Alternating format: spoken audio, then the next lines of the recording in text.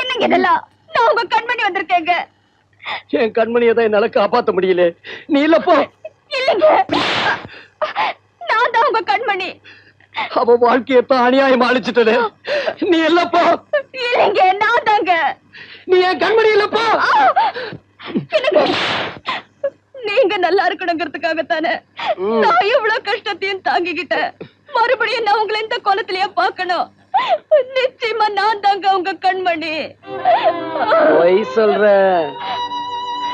என் கண்மணி ரொம்ப நல்லவ.